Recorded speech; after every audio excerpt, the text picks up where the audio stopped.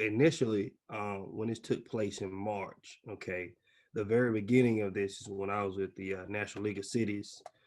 I think I was in Washington, D.C., I believe, when this actually started to take place. And folks were actually in certain cities and towns across the U.S. had to return back to their hometown due to COVID-19 cases. So I was thinking, I said, well, I believe we're gonna be all right, starting out. I said, okay, I think it'll be just fine.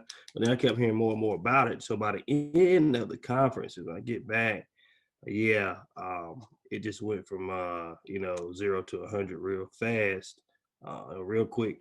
And then we had to um from March moving forward to up until now, we've entered, I mean, it's just been a tough time for a lot of folks, to cause folks to be out of work, not have food, they need, rental assistance, utilities assistance, that type of thing. So we're here today with the three W's and now with the vaccine that we hope to have folks vaccinated and to slow the spread of COVID-19.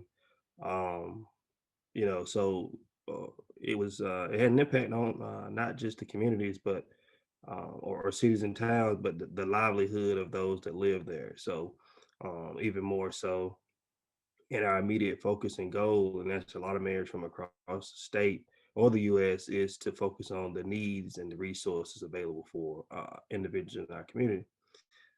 Those are at the very top of just about everybody's list right now. I can assure you that.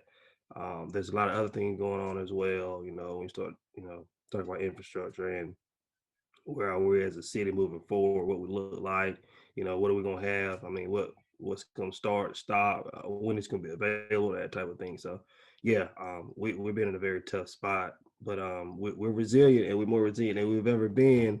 Coming out of a pandemic with something that we never thought that was going to take place here uh, across the U.S. For sure. But um, we're here and we're just trying to navigate through those unprecedented waters still.